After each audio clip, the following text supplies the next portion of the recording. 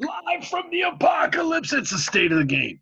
I am the humble and obscure Dano.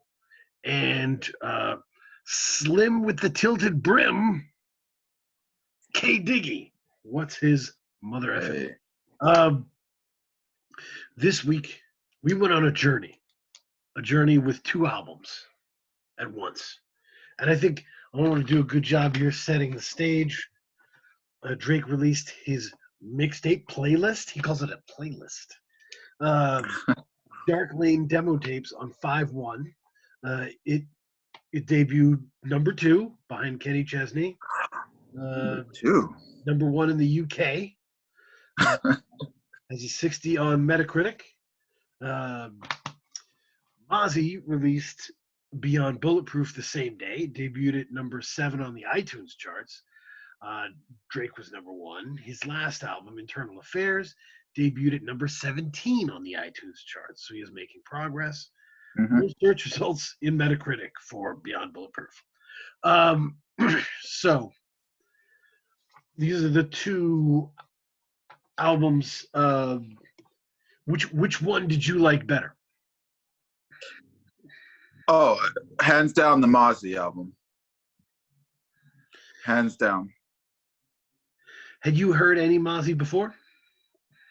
I never heard a full project from him, but I've heard like songs here and there from him.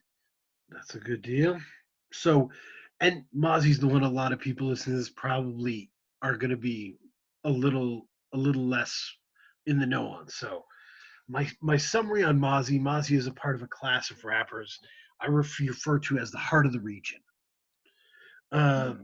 Trade the Truth is this for Houston. Boozy is this for Baton Rouge. Mozzy is this for Sacramento. The heart of the region is someone who continually releases new music that is personal and heartfelt and connected to the personality of that community. It connects so deeply that discussing that region comes back to them immediately. Think Kendrick accepting the Grammy for Damn and quoting Mozzy immediately. First thing he does when he steps on stage. So this album is a really important album. And these two albums are a study in kind of oppositional forces, right? And I think we were talking about this a little bit, where Beyond Bulletproof is a lot tougher and sadder than it seems. Dark Lane demo tapes is a lot more opulent and relaxed than it seems. Yes. Drake creates tension through the production, through the features, through various ways, but there isn't a lot of tension, right? If he was artificial, it's artificial tension. Yeah. If he was on a beach sipping something on the cover, it would probably resemble the content better. Whereas Beyond Bulletproof is him smiling in the vehicle with two elderly people older people in the car, just driving through where he's from. So it's. I mean, I was gonna say it's interesting that you mentioned tension, because now all I can think about is Drake recording this and mastering this album in his new mansion. Right. Have you seen that mansion? No. And there's a lot of that stuff I'm out on. Like, I know I can only do pieces of it, but I listened to some of the Joe Budden response to this stuff, the Joe Budden and his people's review. And they were like, these songs were all out there before on the timeline. You could find them. And I'm like, man, I'm not on his timeline like that. Yeah. I'm not. I don't know. You guys are hunting down Drake Lucy's. I'm straight, Yeah, you and me both. What was Yo Phillips? We're quoting a lot of Yo Phillips. He's a brilliant guy. Just did like a documentary with this rapper Mavi that's on YouTube. He's DJ Booth's like best writer. He did a one listen review for the Dark Lane demo tapes, and he's part of it. He says Dark Lane demo tapes is the opposite of if you're reading this, it's too late. Instead of feeding us aggressiveness, Drake's energy is Sunday morning relaxed. Drake has delivered a fan service release during quarantine, allowing him to clear out his vault of throwaways, loosies, and leaks. Yes, that's pretty much it. Absolutely. I mean, that's and I've always had a real aversion to loosies.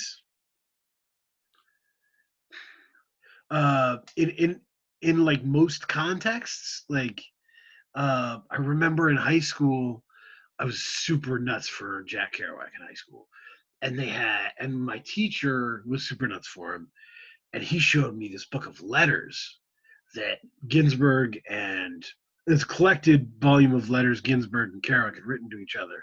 And it's like, oh man, they say crazy things to each other and they like talk dirty to each other. I'm like, I don't want to hear this. I don't want to be any part of that shit, dude. I want the work, you know? I don't need to know their lives like that. You know what I'll say about Lucy's is I think when they're well done, like I think the best set of Lucy's in modern hip hop history, and by that I mean the 2000s. I think the rollout for Kanye West, My Beautiful Dark Twisted Fantasy. Mm-hmm. Now, when he was rolling out, his marketing scheme was that he had a Good Friday series. Right. So every Friday before the album came out, the Fridays leading up to the album came out, he would release a single. Mm-hmm. Or he would release a Lucy that didn't make the album. Now, or some of them actually did make the album. But the difference between Drake and the Kanye approach was that all of those songs, the quality was so high on those songs, they could have been on the album. Right. The quality, I have no problems with Lucy's as long as it's a high quality, like, the reason that they're releasing is it's an excellent song, but it just doesn't fit on the album. And in that case, they just want to get it out because it's too good to just have in the vault. But it's very clear that these Lucy's, this collection of Lucy's, is not of that standard. Yeah. In my opinion. Yeah. No, it's. I mean, what is the last? The end of that Yo Phillips review is Dark Lane Demo Tapes presents as 50 minutes of graceful layups from a living legend. Drake didn't feel the need to surprise us with a dunk. Sure, Yep. 360 windmill would have been nice, but for that, we'll have to wait for album number 6. We hope there'll be a couple of windmills. No attempt at a crossover pop song or shiny big budget radio hit. It's a playlist project filled mostly with surface level rap tales by a rich and famous superstar who can craft a hit, any type of hit, you name the type, in his sleep. This is something you mentioned with Tootsie Slide that you were very concerned. That basically he knew this was going to chart, it did chart, and that his heart wasn't in it. No, it's a money grab. He knows at this point that anything he releases is going to see some moderate level of chart success. So he knows that he can release this. He can release anything, and it'll probably be in the top 10. He'll make a little money to pay off the mortgage for his mansion, right. And then he'll just keep it moving to the next money making opportunity. It's really tricky, and I think so my Drake summary, I gave the Mozzy summary. My Drake summary is he's not a pop star fully. This project is full of mid, nothing chartable. If he was really pop, he'd be Bruno Mars. Bruno picks an angle, puts all of his MC Hammer energy into it, and dominates. That isn't what Drake wants. He put this out because he still wants credit on an MC level. The problem for me is that means he's forcing me to assess Tootsie Slide as a piece of hip hop. Oh. I don't want to do that. I'm confused by his inability to navigate a direction. Well, very yes, So yeah, yes. we could break it piece by piece, right? Chicago Freestyle, he redoes the song Superman by Eminem. Uh, Say When to Say When, he redoes Song Cry by Jay. Um, it's I started writing down the different kinds of Drake we get on this one. Right? Yes, let's hear this. So on Not You Too with Chris Brown, he wants to be like Kalani or Janae. On Tootsie Slide, he wants to do what Nelly used to do. On Desires, he wants to do what Little Baby does. Wow. Um, Time Flies sounds like him. That's one of the four I would keep, right? Hmm. Um, on Demons and Landed, he wants to sound like West Side Gun. Mm. Yeah. It's, I mean, my favorite song on it is Pain 1993. And it's really all about the flow. Uh, His flow, or I mean, I thought the most interesting part of the song was the other artist. well, Playboy Cardi, and Playboy Yes, Cardi, he sounds better with Cardi than he does with Future or Young Thug. agreed, 100%. I, Yep. I, for the life of me, I'll never understand why he works with Future. I don't think he works that it works. I understand they have mutual admiration. They should, you know, they definitely both have worked very hard, uh, Right. but it doesn't make sense. That No. D4L song with Future and Young Thug, he's barely a part of that song. Yeah. I mean, I think the future Drake has run its course. As in their musical relationship, they can be friends. You know, friends in real life, obviously, but as opposed to musically, they don't coalesce that much anymore. And you could hear that in their, what was that single, Working on a Weekend Like Usual. Well, With the video where they were working at McDonald's or something, or working at a fast food. yeah, yeah. Yeah, I know what you're talking about. That's two completely different songs. And all of them sound like that, man. I think they've made one song um, that sounded like a collaboration, and it was that like Diamonds Glistening song. Yeah, off of Life, not Life is Good. Was it Life is Good? No, No, no. not Life is. That was the name of the single. What was their album? What was the? A Time to Be Alive or something like Yeah, that. what a yeah. Yeah. That was. I was like, okay, that's what this could be, but it's not. It never happens because it's like sports. Someone has home field advantage.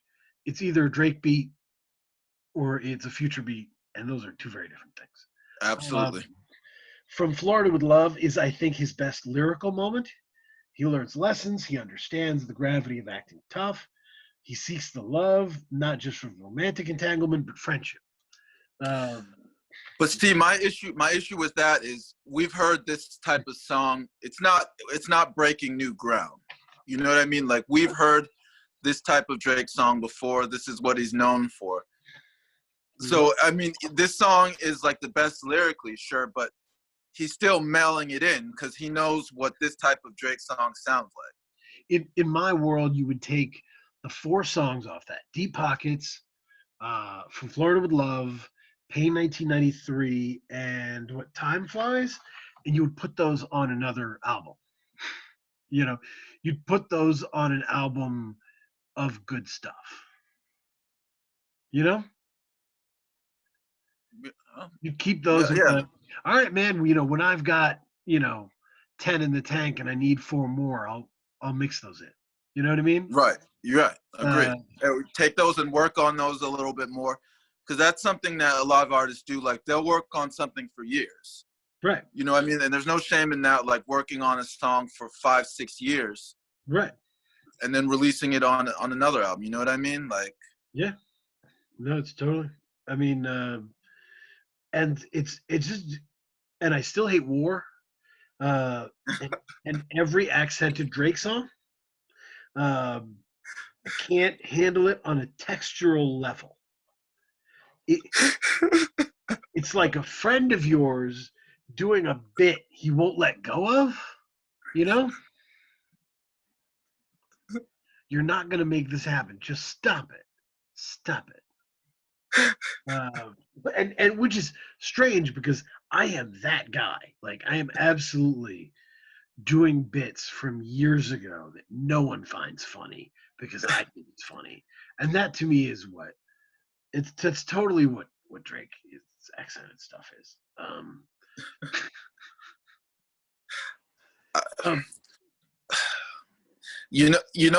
It's funny because I gave him credit when he first started out doing it. Like I gave him credit. Oh, he wants to try something new, but now it's just very gimmicky right now. I think the value in Dark Lane demo tapes is that it does serve as a window into the conundrum he finds himself in of Okay. wanting to be a rapper, wanting to be Kalani and West Side Gun.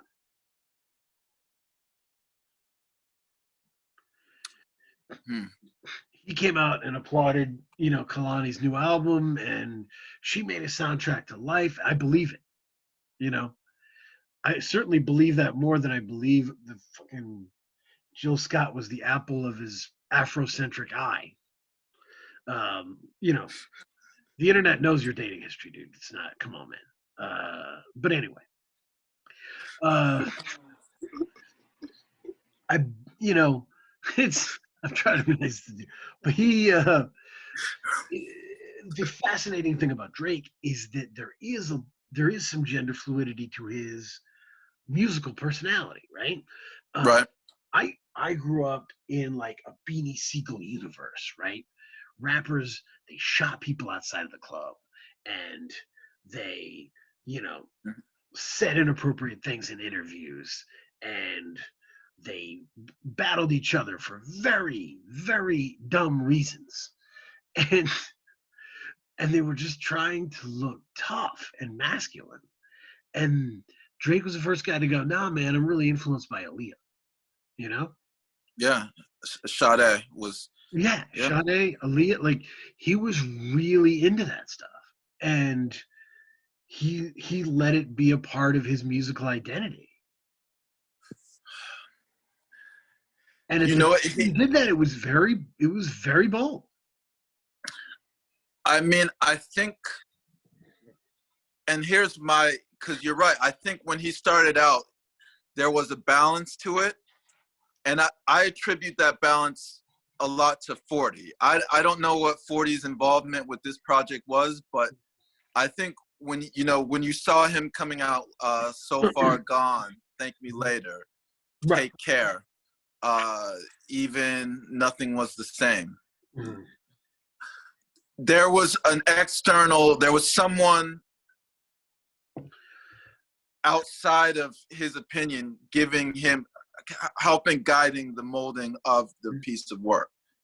And I attribute that to 40. Well, I think 40 is one of the best producers of the 2000s. I think that goes without saying. Yeah, I mean, it's and there's some ways in which the comparison between Beyond Bulletproof and Dark Lane demo tapes is a false comparison. Okay. But it is important in its falsehood in terms of Mozzy's been releasing rap records that you can have since he was like 16. Mm-hmm. When you heard him, when you pressed play, you had to know that from his flow, right? Mm-hmm. I mean, Oh yes. His flow is absolutely, vibranium. It is serious.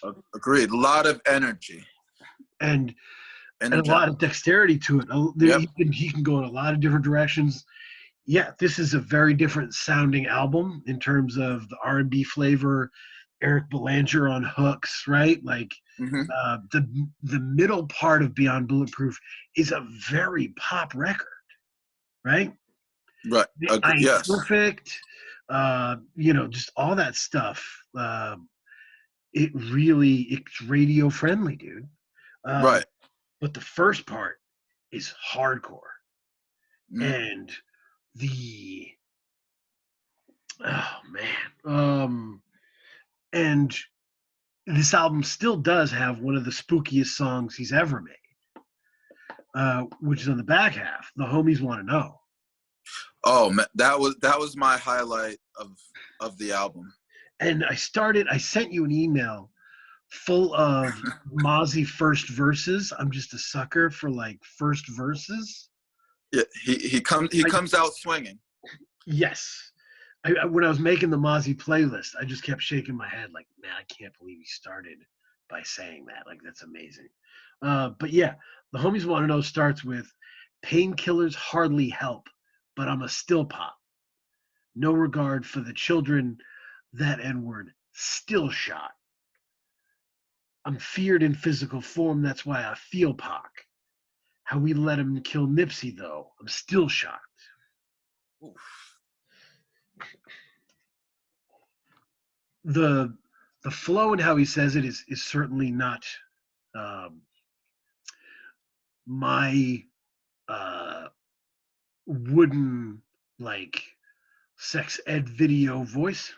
It is certainly it is really hypnotic, Hmm. but there's also the lyrics themselves are they bounce between feelings and subjects really well.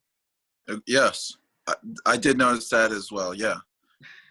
So you go from you start in the misery of the painkillers and then the murder and then he's feared. He's like the top of that jungle, right? So you're already this is 4 lines, right? We're I mean, right. Those four lines top anything on as far as emotional depth tops anything that I've heard from Drake in a while. so we're we know the painkillers are bad. We're still taking it. We Yep. are, you know, people are getting shot all around me. I'm feared in physical form. I'm the king of this jungle, and I feel like Pac now.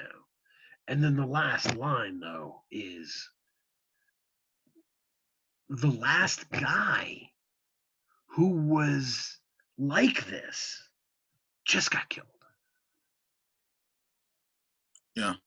The last guy who was king of his area and was, feared in his physical form and, bulletproof vest in the video, he's gone now.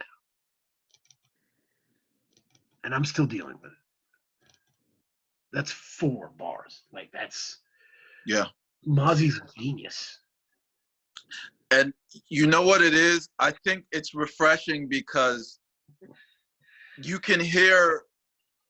So first of all, someone just doesn't freestyle those 4 bars. You know what I mean? He's not just goes into the studio, be like, "Oh yeah, that sounds hot. Let me put that on." You could tell that he's been sitting with that, sitting with those bars, sitting with those thoughts, trying to figure out a way to formulate it and put it on the track. Like he sat with that. I believe that he didn't have to, though. Like, because of he, the part of the heart of the region thing is these guys are insane. They release so much content Right. and they keep valuable relationships. They work with the same people. They have like deep connections in the communities. They stay in their zone and they keep making music. Boom, boom, boom. But And but that's the I highlight. wouldn't be He's like, surprised if he was his pen was just going and he was just able to find it. and that, I mean, that's like the LeBron James argument. Like LeBron James has been at such a high level for so long. We don't really take the time to appreciate like what he's actually doing because that's what we come to expect from him. And that I feel that sound like Mozzy, like he's been.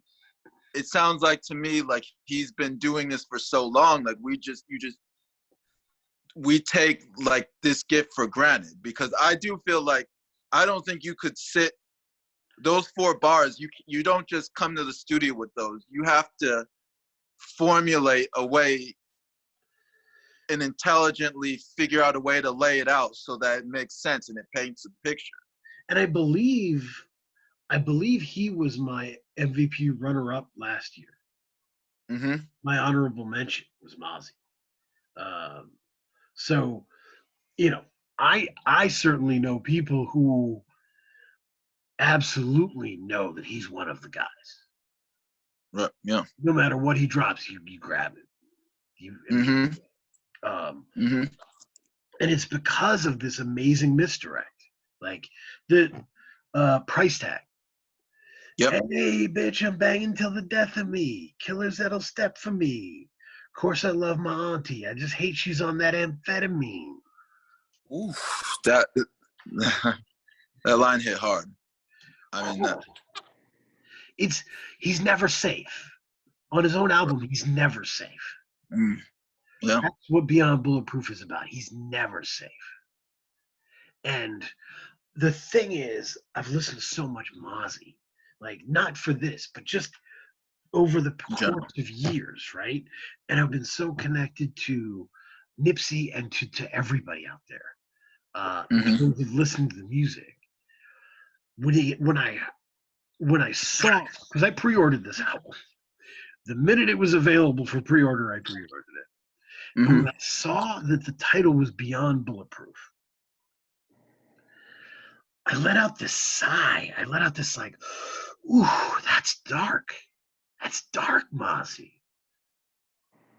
You know, that's really dark because I think he said that it's about him feeling beyond bulletproof now because he's at this great stage of his life. But Mozzy knows. Mozzy knows that Nipsey was at the best stage of his life. He had a woman who absolutely adored him. He had his own business set up. He was putting jobs together for people. He was doing activist stuff. He was getting there. Right. And he wasn't bulletproof. Mozzy knows what he's playing with that imagery. And there's a real tragedy hidden behind it. Wow. It was just the title was startling for me. There's an NWA song called Real N-Words Never Die. And of course, by the time I'm listening to it, because I was born in 1980, I wasn't really in 1988 able to cop NWA records. My parents were, they were not that cool, right? But so by the time I'm listening to this, Eazy's already died of HIV. Wow. And I'm listening to that and I'm like, oh, this song is sad. You know? Right. It was a boast. It was powerful at the time, but it's sad now.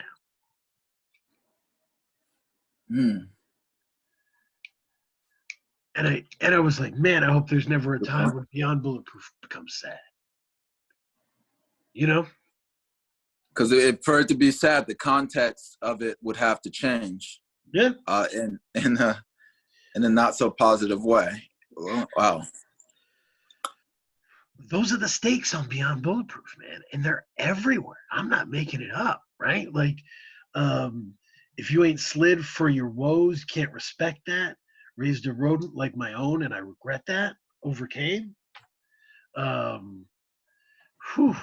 mean, it's crazy. And the crazy part is the hooks are fun. Yeah. One of my favorite songs on this is Off the Muscle. Yes. Because there aren't many rap hooks with ass cheeks in it. It's like, get off your ass cheeks and hustle. Gotta get off your ass cheek. Yeah. There's a real interesting playfulness in word selection that is cool about Mozzy. Like, he starts that one with, "I know the streets will never love me. I still love them though. The smoker in front of the store just asked me what is this 100 for. I told him, get you something to eat, and word feed yourself. Yeah, I done been in them predicaments and needed help. Yeah, I done been inside the walls and couldn't afford a noodle." Mm. And he has. By the way, Mozzy was arrested, I said, 3 times between 2003 and 2005. Went to San Quentin in 2014. And guess what? Here's a tip for rap listeners. They were all gun possession charges. If you see that your favorite rapper has been arrested for multiple gun possession charges, that rapper is being hunted by their local authorities. Mm. Without question. Because if you spin it backward, right, and say Mozzy grows up in a dangerous area, the cops are around a lot, gets arrested a lot, well, guess what? He can't legally own a firearm at that point. How does he protect himself? Well, he's got to just have the gun anyway. Yeah. So once they get him and he becomes popular, it becomes a go get him again.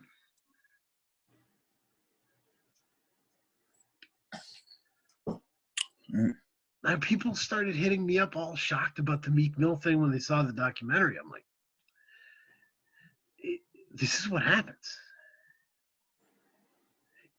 Keep your eyes open, man. If this dude is just picked up time and time again, weed possession or just driving, you know what I mean?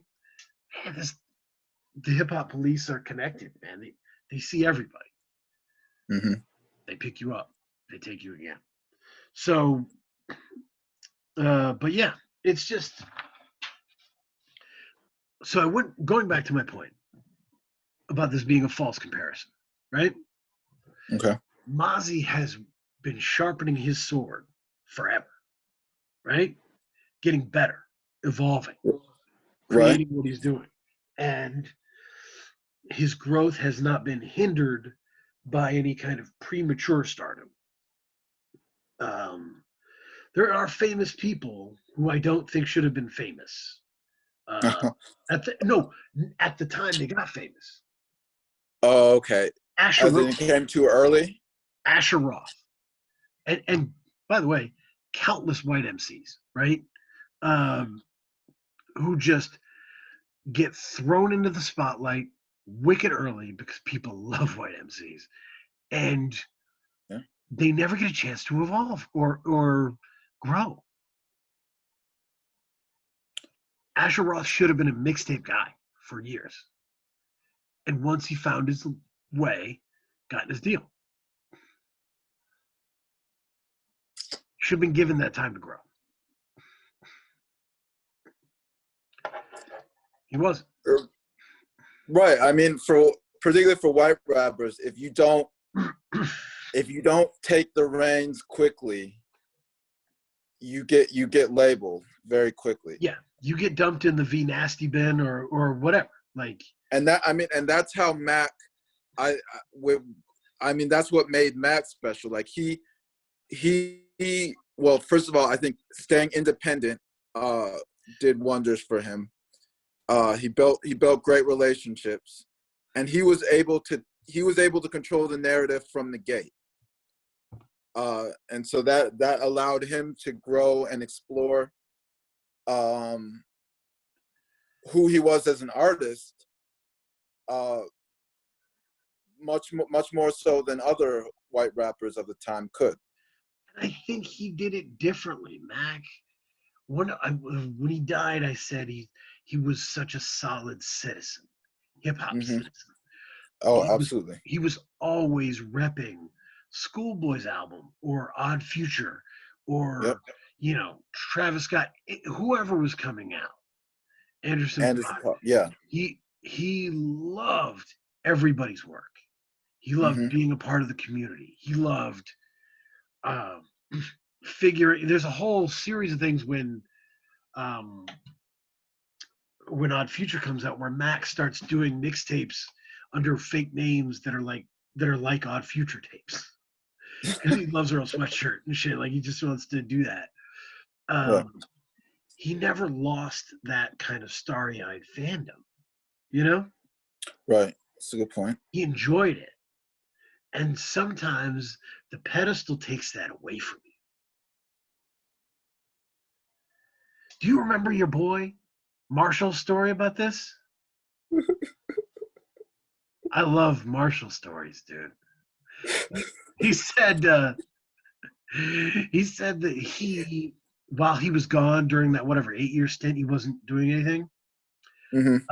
That he was hearing Kanye and hearing Drake and hearing all these people come up, and he wrote like lots of battle songs, and he recorded some of them, and he was ready to go, but he deleted them or whatever, and he didn't release them. Um, and that's the difference between Marshall and Mac, right? Marshall got to the pedestal, got to the top, and fought to keep it tooth and nail. Hmm. And it got to the point where he couldn't enjoy other people's work anymore. He couldn't be like, dude, I love that album. You did great on that. You know what I mean? You know what? I say once you get to the pedestal, you become a slave to the expectations.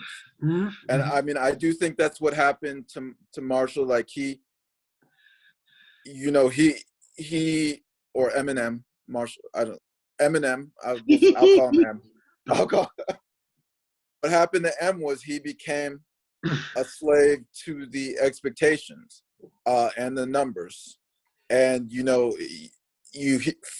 the last song he came out, everyone's talking about, oh, did you hear his crazy flow? He did like quadruple time. That's crazy. I've never heard anyone do that. So now you have to figure out a way to top that. You feel pressure to top that, and you have to try harder, and And you have just to try, and you have to try and try.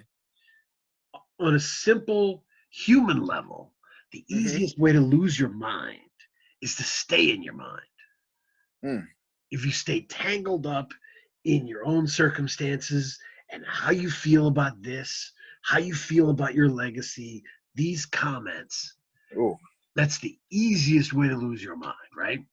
absolutely. Good The point. best way to get back to healthy is to walk out in the sunlight, uh, you know, talk to people, hang out, like just Yeah. see people in the street playing, like just experience life outside of the tangled ball of yarn you have in your head. And Hmm. he didn't do that. And that happens to a lot of people. And that's where Drake is at in this collection of songs, right? He is Yeah. he's at the top of his pedestal. And I think I warned this last time, right? Last time we talked about Drake, I said what I wanted him to do was turn the marketing thing off. Like Yeah. the whole, oh, Good point. TikTok's a new medium, so I'm going to put out Tootsie Slide, and it's going to really take advantage of this TikTok medium. You don't need that. Right. You're rich already. You set the pace.